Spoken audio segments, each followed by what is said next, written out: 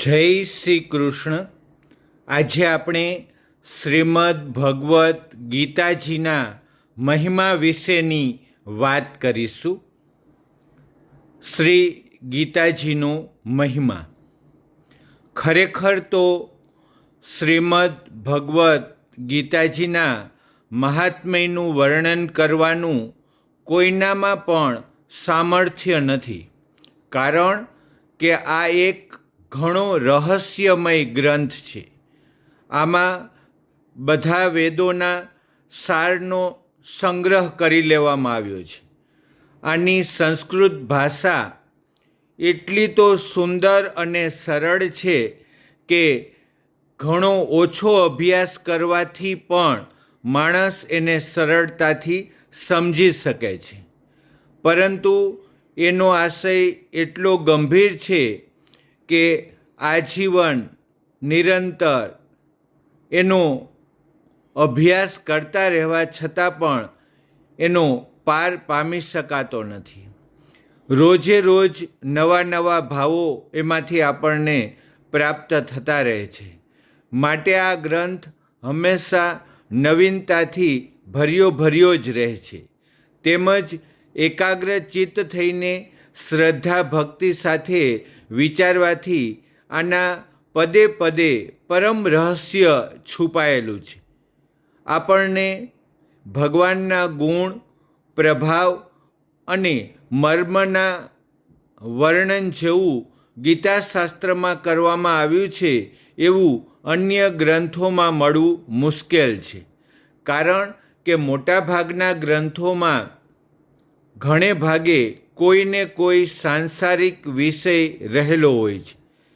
ગીતા ભગવાનનો શ્વાસ છે, હૃદય છે અને ભગવાનની વાંગમયી મૂર્તિ છે, જેના હૃદયમાં, વાણીમાં, શરીરમાં તેમજ બધી ઇન્દ્રિયો અને એમની ક્રિયાઓમાં ગીતા ઉતરી ગઈ હોય એ માણસ સાક્ષાત ગીતાની મૂર્તિ જ છે. એના દર્શન, સ્પર્શ, ભાષણ તથા ચિંતન કરવાથી પણ બીજા માણસો પરમ પવિત્ર બની જતા હોય છે. પછી એનું આજ્ઞાપાલન કે અનુકરણ કરનારાઓની તો વાત જ શી કરવી. ખરેખર ગીતાજીની તોલે આ જગતમાં યજ્ઞ, દાન, તપ, તીર્થ, વ્રત, સંયમ કે ઉપવાસ વગેરે કશું પણ નથી.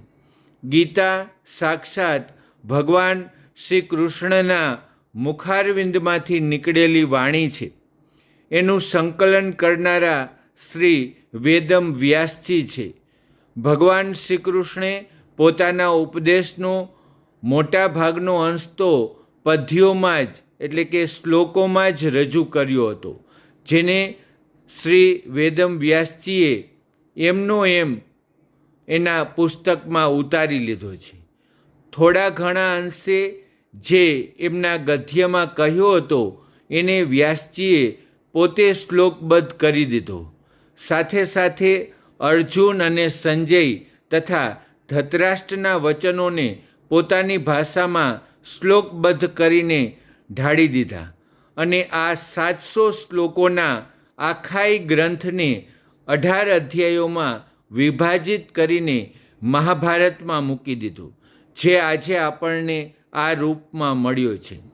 ભગવાને શ્રીમદ ભગવદ્ ગીતા રૂપી એક એવું અનુપમ શાસ્ત્ર કહ્યું છે કે જેમાં એક પણ શબ્દ સદુપદેશ વિનાનો નથી.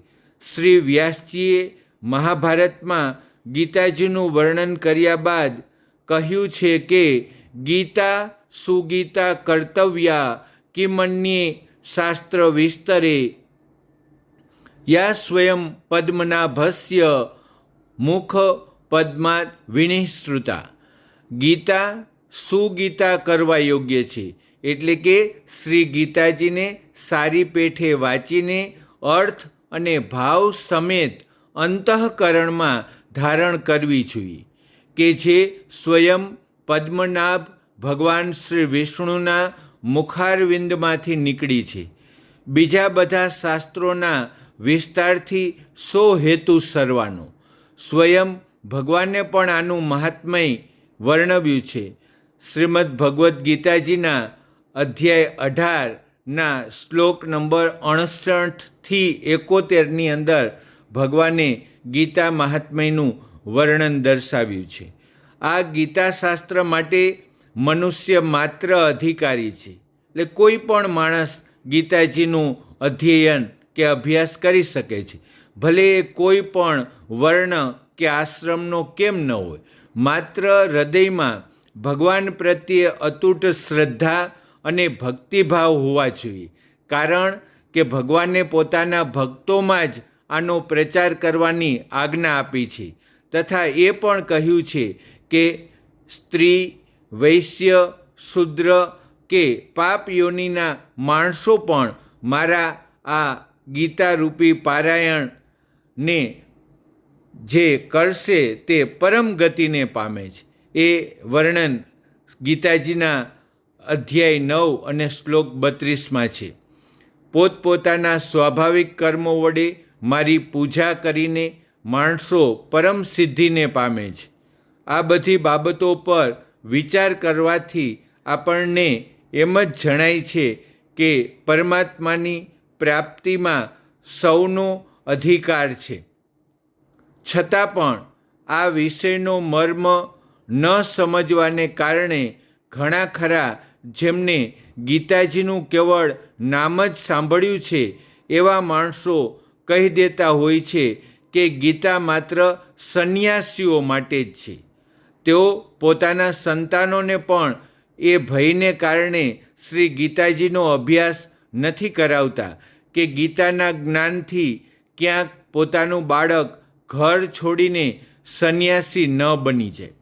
પરંતુ એમણે વિચારવું જોઈએ કે મોહને લીધે ક્ષાત્ર ધર્મથી વિમુખ થઈને ભિક્ષાના અન્નથી નિર્વાહ કરવા માટે તૈયાર થયેલા અર્જુને જે પરમ રહસ્યમય ગીતાના ઉપદેશથી આજીવન ગૃહસ્થીમાં રહીને કર્તવ્યનું પાલન કર્યું, એ ગીતાશાસ્ત્રનું આવું અવળું પરિણામ કેવી રીતે આવી શકે? માટે કલ્યાણ ઈચ્છનારા માણસોને માટે એ ઉચિત છે કે મોહ છોડીને પૂરેપૂરી શ્રદ્ધા અને ભક્તિભાવ સાથે પોતાના સંતાનોને અર્થ અને ભાવ સહિત શ્રી ગીતાજીનું અધ્યયન કરાવે, તથા પોતે પણ આનું વાંચન અને મનન કરતા રહીને ભગવાનની આજ્ઞા અનુસાર સાધના કરવામાં તત્પર થઈ જાય. કારણ કે અતિ દુર્લભ માનવ શરીર પ્રાપ્ત કરીને પોતાના અમૂલ્ય સમયની એક ક્ષણ પણ દુઃખમૂલક ક્ષણભંગુર ભોગો ભોગવવામાં નષ્ટ કરવી એ ઉચિત નથી.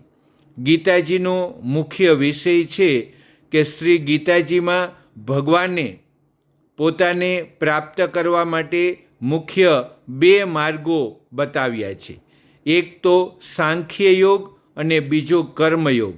એ 2માંથી બધા પદાર્થો મૃગ તૃષ્ણાના જળની જેમ છે, તો સ્વપ્નની સૃષ્ટિની જેમ માયામયી હોવાને લીધે માયાના કાર્ય સ્વરૂપ બધા ગુણો જ ગુણોમાં વર્તે છે એમ સમજીને મન, ઇન્દ્રિયો અને શરીર દ્વારા થતા બધા કામોમાં કર્તાપણાના અભિમાનથી રહિત થવું તથા સર્વવ્યાપી સચ્ચિદાનંદ વાસુદેવ સિવાય બીજા કોઈનાય અસ્તિત્વનો ભાવ ન રહેવો, આ તો થયો સાંખ્ય યોગના સાધનનો માર્ગ. અને બીજો માર્ગ છે સર્વ કોઈ ભગવાનનું સમજીને સિદ્ધિ અસિદ્ધિમાં સમત્વ ભાવ.